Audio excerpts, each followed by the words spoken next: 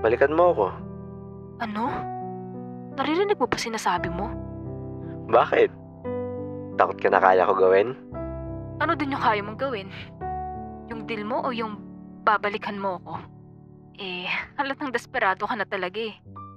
So sinasabi mo nga na kaya ko magawa yung sinasabi ko? Fine. Just to prove my point, babalikan kita if magawa mo nga talaga. Pero don't expect too much kasi 100% sure ako na hindi mo yun magagawa. So meaning ba nun may feelings ka pa rin sa akin? Gosh, Tristan. Nakakadiri ka. Bigla na naman nag-walk out si Gwen sa harap ko. At kitang-kita ko sa mukha niya before siya umalis yung pagkapula ng pisngi niya. Nakakatawa lang kasi totoo yung hula ko. After all these years, may feelings pa rin siya sa akin. Dahil dito sa natuklasan kong to mas nagustuhan ko pang pagtripan si Gwen. Confident naman kasi ako na may crush pa rin sa akin tong babaeng to. Pero kung ako lang tatanungin nyo, wala na talaga akong feeling sa kanya. Hindi na kasi siya yung babaeng nakilala ko. Lalo na ngayon, na wala lahat ng mabubuti niyang katangian. Para bang kinain siya ng sistema ng career niya.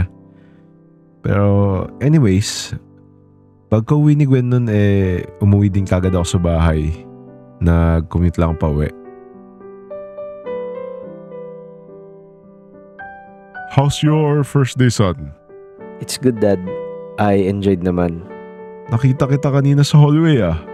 Nakita niya po ako? Oo naman. I even make my assistant follow you. Akala ko po hindi niyo po ako nakita.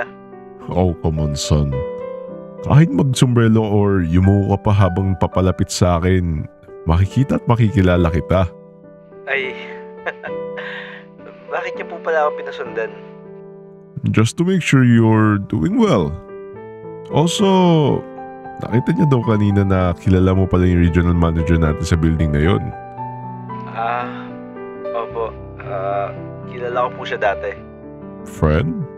Opo. Are you sure? Ex-friend ko lang po siya, Dad. Ex-friend. Sige anak, if yun yung tingin mo sa kanya. Sige na po, Dad. I'll go upstairs na.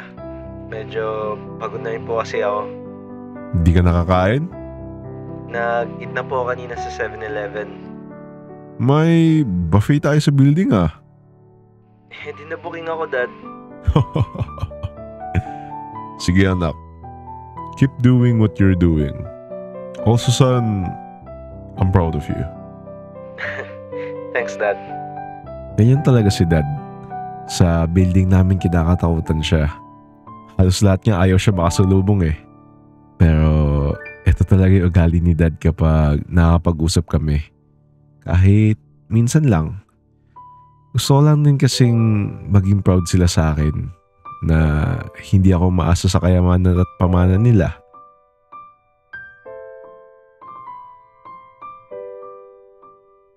Nagising ako ng sobrang late dahil di tumunog yung phone ko.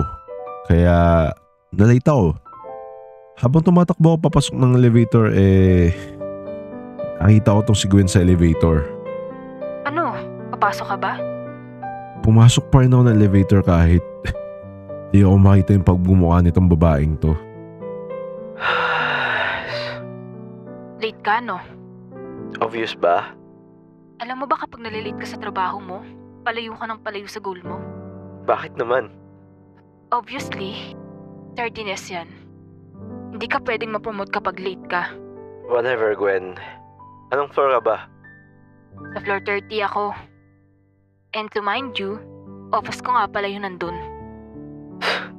Yabang talaga. Well, pinaghirapan ko naman so I deserve it. Habang paakyat yung elevator namin naramdaman ko na parang may bumagsak sa ibabaw namin. Ano yun? Bay, malay ko. Ikaw to nasa floor 30, diba? Dapat alam mo kung ano yung nasa taas. Syunga ka ba? Biglang nag-alarm yung elevator at tumunog yung warning bell. Anyari? Tuluyan ka na bang nawala ng common sense mula nung nawala tayo? Bakit kailangan mo yun i-bring up ngayon? Just do something, Tristan. Di mo pa nakikita situation natin ngayon? Lo, ano kailangan ko gawin? Ewan, just open the door or something. Ewan ko sa'yo. Tayo mo pindutin yung emergency button. Kanina ko pa ginawa. Huwag ka kasi mataranta. Natataranta din ako sa'yo eh. Eh di ano ba dapat natin gawin? Huminga ka ng malalim at mag-aantay tayo na mag-rescue sa atin. Ang baho? Excuse me. I do have better hygiene sa'yo mula nung dati pa. Binibiro ka lang. Nagawa mo pa talagang magbiro sa kalagayan natin ngayon na. Sorry na. Pinapakalma ka lang. So, ano gagawin natin ngayon? Eh di mag-aantay. I'm sure naman na nag-alert na din yung system nila doon. Bakit pa ikaw pa kailangan makasama ko dito maipit sa elevator? Teka. Ginusto ko din ba makasama ka maipit dito sa elevator? Sus, as if namang hindi.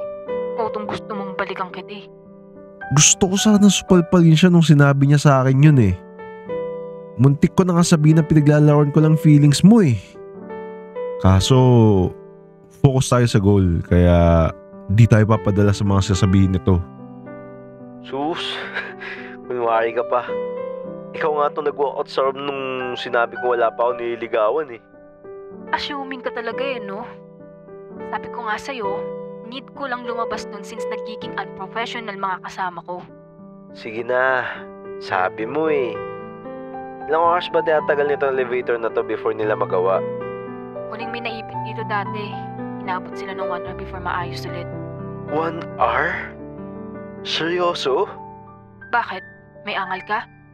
Ako nga dapat tong nagagalit since ako tong ayaw kang makasama sa elevator eh. Napipikon na talaga ako sa ugalin tong babaeng to. Alam mo ba diri sa akin eh. Kaya naisip ko ulit tuloy ng pagtipan siya since 1 oras kaming nandito.